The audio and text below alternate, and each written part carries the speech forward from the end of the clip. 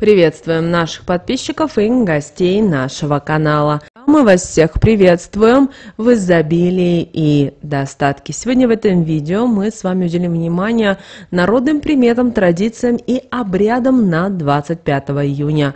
Уделим внимание церковному календарю, уделим внимание народному календарю, а также поговорим о том, что можно и чего категорически нельзя делать. Ну а прямо сейчас ставьте лайк, обязательно подписывайтесь на наш канал, если вы еще не подписаны.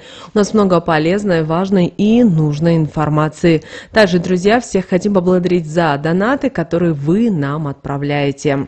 25 июня Православная Церковь вспоминает святого Петра Афонского.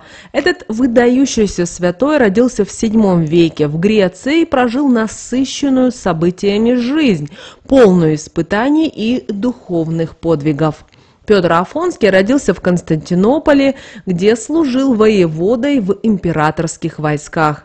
В 667 году во время войны с сирийцами он был взят в плен и заточен в крепости города Самары на реке Ефрат.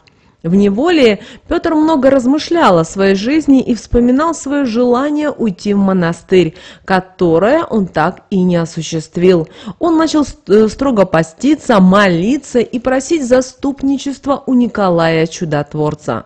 Святой Николай несколько раз являлся Петру во сне, укрепляя его в надежде и терпении.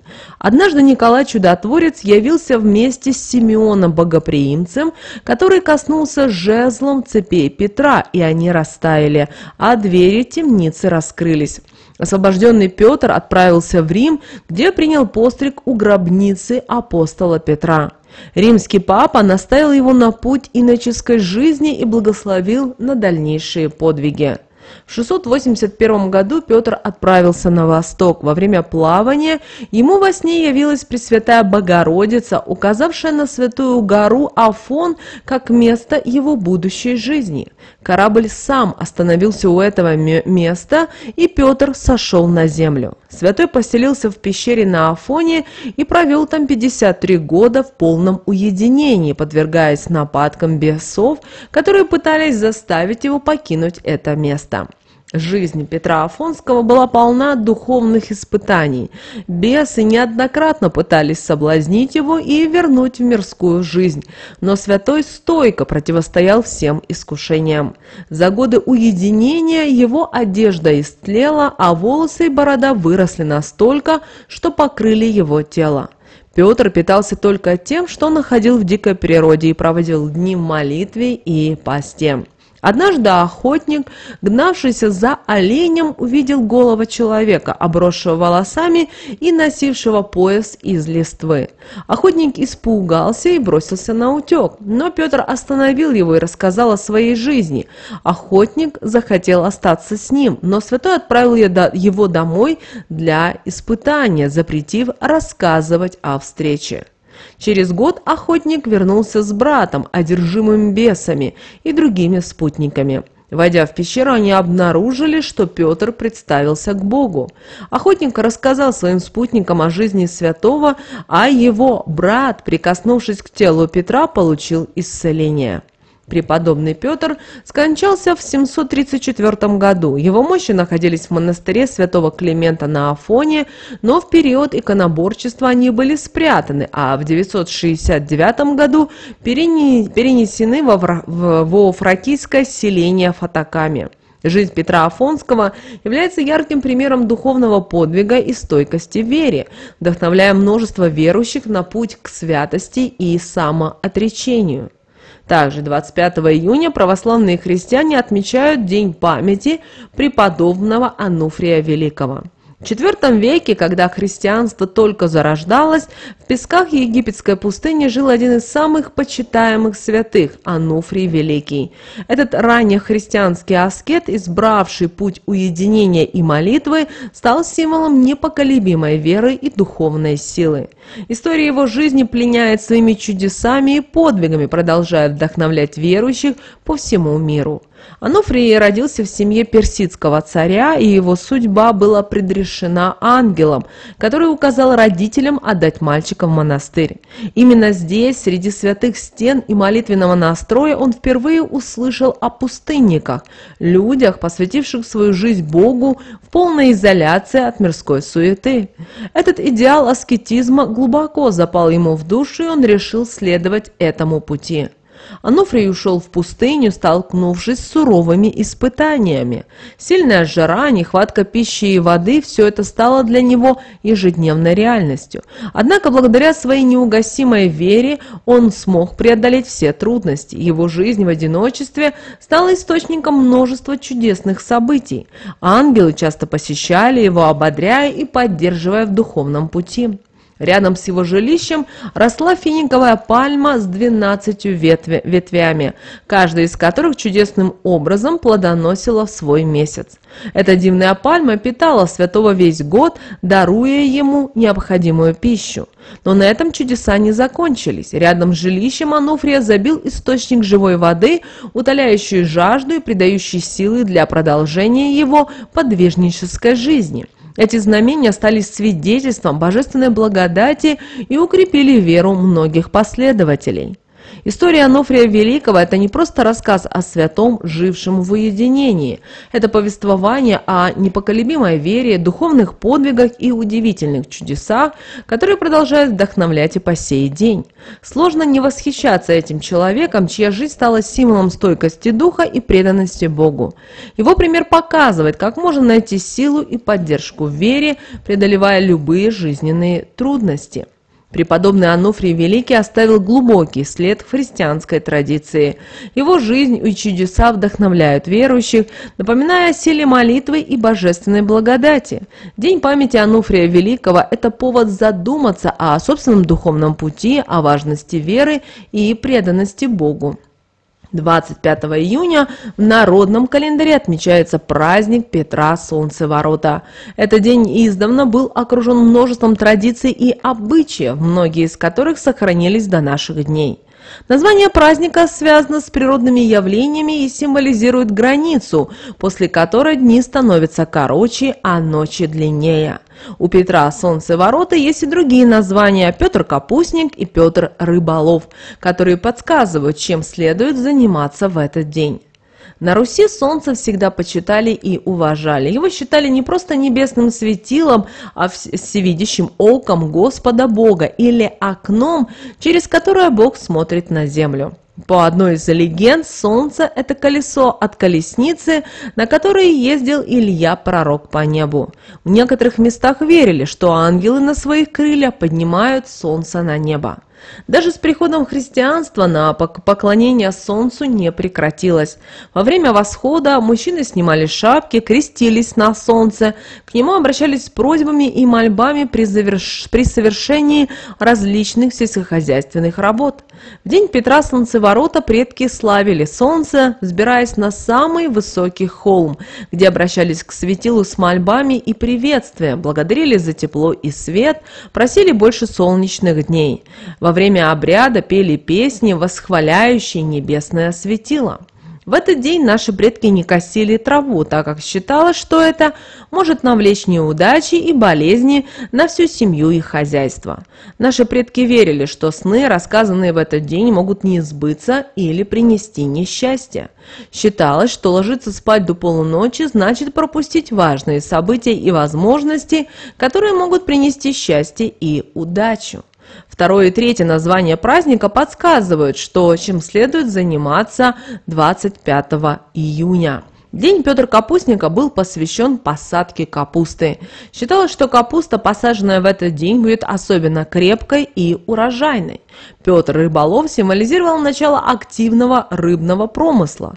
В этот день рыбаки отправлялись на ловлю рыбы, веря, что улов будет особенно богатым. В день Петра Солнцеворота мужчины и женщины занимались различными сельскохозяйственными работами, обращаясь к солнцу с просьбами о хорошем урожае. Праздник был временем радости и благодарности, когда люди выражали свою любовь и почтение к природе и ее дарам. 25 июня, в день Петра Солнцеворота, на Руси существовала особая традиция – ходить на рыбалку и готовить различные рыбные блюда. Этот день, именуемый также Петр Капустник и Петр Рыболов, был богат на традиции и приметы, которые касались как сельскохозяйственных работ, так и кулинарных изысков. В этот день рыбалка была не просто развлечением, но и важной частью народных обычаев. Считалось, что пойманная рыба в этот день приносит удачу и благополучие. Особое место среди блюд занимала уха, которую готовили по-разному в зависимости от вида рыбы. Белая уха готовилась из окуней, ершей, сигов и судаков. Бульон варили с луком. Готовый отвар добавляли ломтики отварного налива, сома, линя или язя. Черная уха здесь использовали карпа, леща, красноперху и жереха. Рыбу варили с перцем, корицей и гвоздикой. Красная или же янтарная уха готовилась из ценных пород рыбы, такие как белуга, осетр, лосось и севрюга. Добавляли шафран для цвета и аромата. В бульон часто добавляли курицу для навара. И если готовилась белая уха, то считалось, что она приносит белую полосу в жизни семьи, символизируя удачу и процветание. Красная уха из ценных пород рыбы, таких как осетр и белуга, и считалось, что она приносит любовь и благополучие. И каждый, кто в этот день отведает ухи, может быть уверен в том, что его дела обязательно пойдут в гору. Со дня Петра Солнцеворота начиналась активная работа в поле. Сорняки косили или вырывали руками, чтобы сохранить урожай. Этот день также знаменовал окончание посадки овощей и зерновых культур. Считалось, что посадки, произведенные после Петра Капустника, могут не принести хорошего урожая.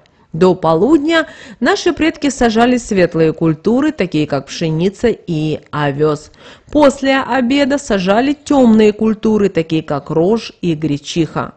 День благоприятствовал посадке и пересадке капусты, но после этого дня от таких работ наши предки отказывались, чтобы не потерять весь урожай. Приметы этого дня касались не только пищи, но и одежды.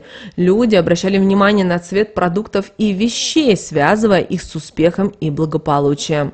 Белый цвет считался, что белая еда и одежда приносят удачу. Красный цвет ассоциировался с любовью и гармонией в семье.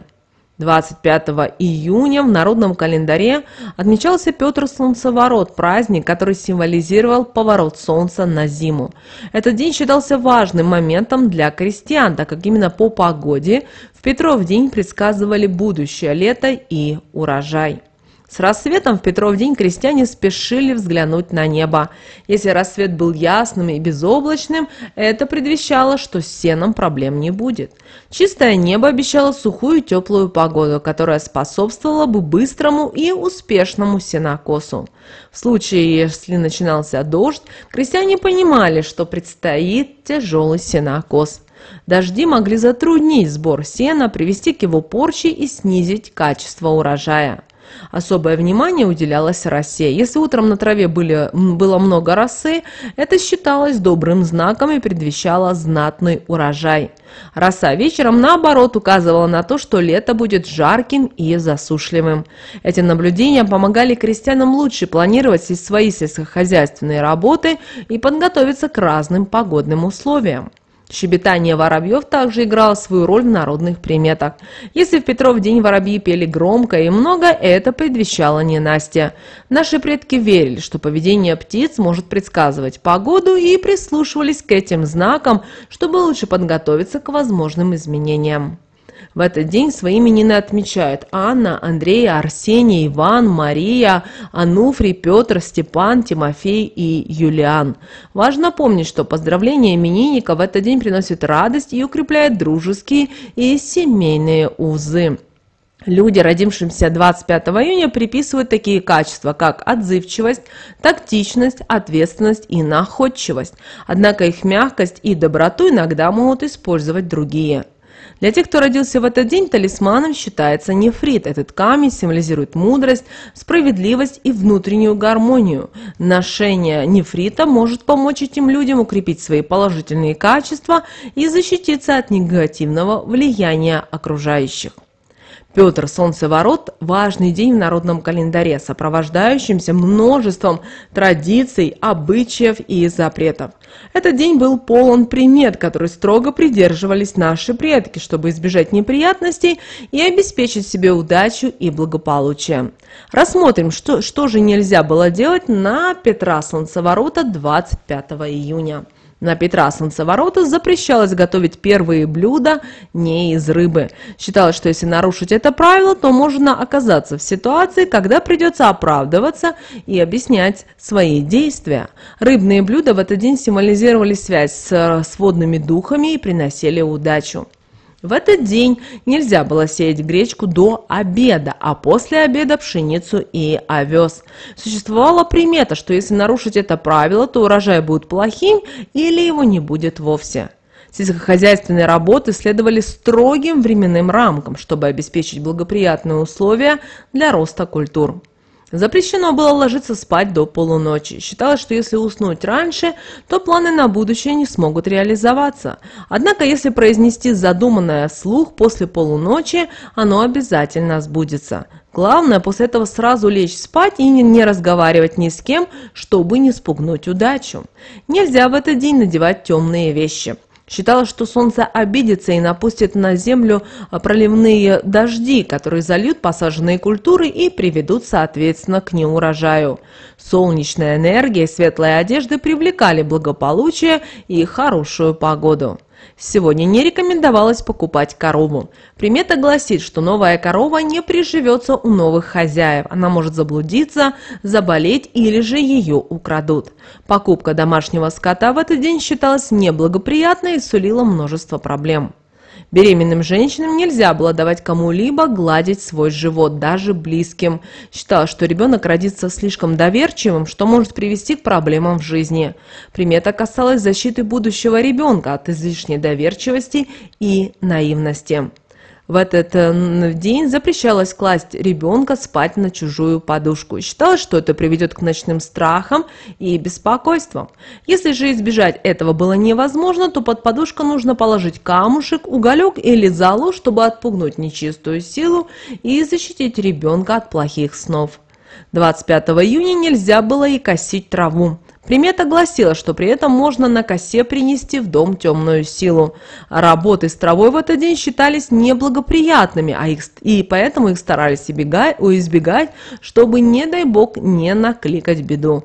Вот такой, друзья, у нас с вами день по народным приметам, традициям и обрядам 25 июня. Обязательно ставьте лайк, обязательно подписывайтесь на наш канал. У нас на канале очень много полезной, важной, нужной информации. Ну а прямо сейчас на экране, друзья, вы видите два всплывающих окна. Это следующее рекомендованное видео для вас. Нажимайте на то видео, которое вам на интуитивном уровне понравилось больше, и смотрите. Всех вам благ, друзья. Услышимся с вами уже буквально в следующем видео.